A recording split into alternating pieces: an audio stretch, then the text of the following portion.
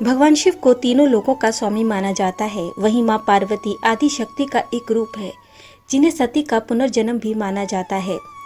आज हम जानेंगे भगवान शिव और माँ पार्वती की अमर प्रेम कथा के बारे में। कौन है माँ पार्वती, कब और कैसे हुआ शिव के साथ उनका विवाह। सती और भगवान शिव का मिलन। शिव और माँ पार्वती की प्रेम कथा की शुरुआत होती है सती से, जो भगवान शिव की पहली पत्नी थी। कहा जाता है कि माँ सती राजा दक्ष प्रजापति की पुत्री थी। राजा दक्ष माना जाता है ब्रह्मा जी के बेटे थे। भगवान शिव के वैरागी, भस्मधारी और समाधिस्थ होने के कारण राजा दक्ष उन्हें बिल्कुल भी पसंद नहीं करते थे। राजा दक्ष की पुत्री सती भगवान शिव की परम भक्त थी। उन्होंने कठोर तपस्या कर भगवान शिव को पति के रूप में प्राप्त किया, लेकिन विवाह के बाद भी दक्ष का भगवान शिव के प्रति द्वेष बना रहा। सती का आत्मदाह। कहा जाता है कि एक बार राजा दक्ष ने विशाल यज्ञ का आयोजन किया, जिसमें सभी देवताओं को निमंत्रण भेजा गया, लेकिन जिसमें जानबूझकर शिव को आमंत्रित नहीं किया। सती अपने पिता के यज्ञ में लेकर जाने को उत्सुक थी। शिव ने उन्हें समझाया कि बिना बुलावे के जाना उचित नहीं, लेकिन सती अपने पिता के सम्मान में चली गई। वहां जाकर उन्होंने देखा शिव के प्रति अनादर और उपेक्षा का वातावरण है। दक्ष ने शिव का सभी के सामने अपमान करना शुरू कर दिया। अपने पति का ऐसा अपमान सती सहन न कर सकी और उन्होंने वहीं यज्ञ कुंड में कूदकर आत्मदाह कर लिया। जब यह समाचार भगवान शिव को मिला तो वे अत्यंत क्रोधित हो गए और उन्होंने वीरभद्र और भद्रकाली को उत्पन्न किया और राजा दक्ष का यज्ञ विध्वंस कर दिया। अंततः भगवान शिव शोकमग्न होकर हिमालय की ओर चले गए और गहन तपस्या में लीन हो गए। पार्वती का जन्म। सती का जन्म आगे चलकर पार्वती के रूप में हुआ। पार्वती हिमवान अर्थात हिमालय की पुत्री थी। उनकी माता मेनका थी। पार्वती जन्म से ही शिव के प्रति समर्पित थी। उनका पार्वती का यह रूप और जन्म भगवान शिव से पुनर्जन्म में लेकर पुनर्मिलन के लिए ही हुआ था। पार्वती की कठोर तपस्या। पार्वती बचपन से ही भगवान शिव की पूजा और आराधना किया करती थी। उनके हृदय में ये एक दृढ़ संकल्प था कि वे भगवान शिव को ही अपना पति बनाएंगी। लेकिन भगवान शिव, जो सती के वियोग के बाद समाधि में लीन थे, किसी भी प्रकार के सांसारिक संबंधों से दूर हो गए थे। पार्वती को यह ज्ञात हुआ कि भगवान शिव को प्रसन्न करने के लिए उन्हें कठोर तपस्या करनी होगी। तब उन्होंने अपने महल को त्याग दिया और वन में जाकर वे तप करने लगी। धीरे धीरे अपनी तपस्या में वे इतनी लीन हो गई कि उन्होंने सब कुछ खाना पीना छोड़ दिया। निर्जल और निराहार रहकर वे कठोर तप करने लगी। इस घोर तपस्या से पृथ्वी और स्वर्ग तक हिल उठे। देवताओं को यह ज्ञात हुआ कि पार्वती शिव को पति रूप में पाना चाहती है, तो उन्होंने इसे ब्रह्मांड के संतुलन के लिए जरूरी समझा, क्योंकि केवल शिव और पार्वती के विवाह से ही शक्ति और शिव का मिलन होगा और सृष्टि का संचालन संतुलित रहेगा। कामदेव का प्रयास और विनाश।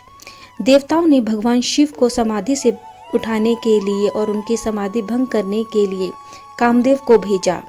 कामदेव ने अपने पुष्पवाण से शिव को जगाने का प्रयास किया। भगवान शिव की समाधि भंग हुई, लेकिन जब उन्हें इस हस्तक्षेप का पता चला तो उन्होंने क्रोधित होकर अपनी तीसरी आंख खोली और कामदेव को भस्म कर दिया। इससे कामदेव की पत्नी रीति बहुत दुखी हुई। हालांकि भगवान शिव को बाद में पार्वती की तपस्या और भक्ति का ज्ञान हुआ। नारद मुनि व अन्य देवों ने उन्हें बताया कि पार्वती ही सती का पुनर्जन्म है।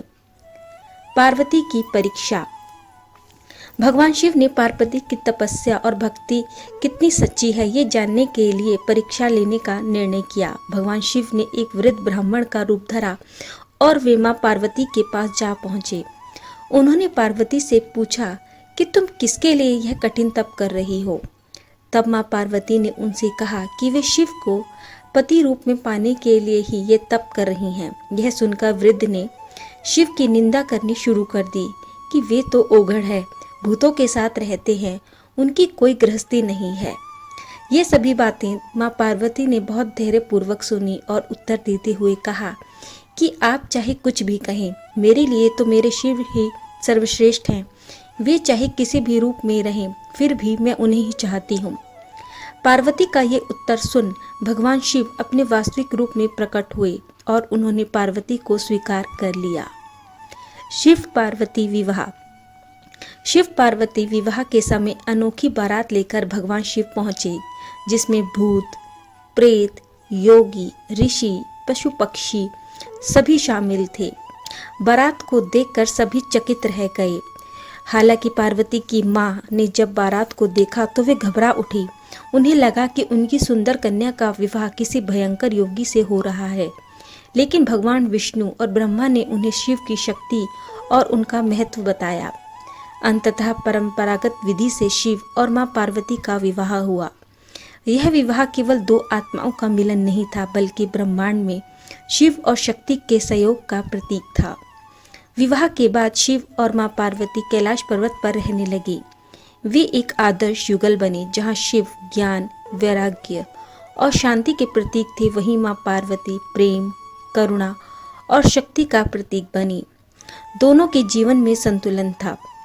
पार्वती ने शिव को संसार से जोड़ने का कार्य किया, जबकि शिव ने पार्वती को आत्मज्ञान से जोड़ा। माँ पार्वती ने समय समय पर अनेक रूपों में अवतार लिया, जैसे माँ दुर्गा महिषासुरमर्दिनी के रूप में, माँ काली रौद्र रूप में, माँ अन्नपूर्णा अन्न की देवी के रूप में, ललिता त्रिपुर सुंदरी अर्थात सौंदर्य और शक्ति के अद्वितीय रूप में। शिव और पार्वती की कथा एक ऐसी प्रेरणा है जो भक्ति, प्रेम, धैर्य और आत्मबल को महत्व को समझाती है। पार्वती ने अपने प्रेम के लिए कठोर तपस्या की और भगवान शिव ने उस प्रेम को स्वीकार भी किया। उनकी यह प्रेम की भक्ति शक्ति सच्चे संबंधों को दर्शाती है। शिव पार्वती का मिलन आत्मा से परमात्मा के मिलन का प्रतीक है। पार्वती ने शिव को कई बार प्रोत्साहित किया कि वे सृष्टि के हित के लिए सृजन और पालन में भी भाग लें। शिव ने उन्हें अर्धनारीश्वर रूप में स्वीकार किया, जिसमें आधा शरीर शिव का और आधा शरीर पार्वती का था, जो यह दर्शाता है कि सृष्टि स्त्री और पुरुष के बीच संतुलन से ही चलती है। धन्यवाद।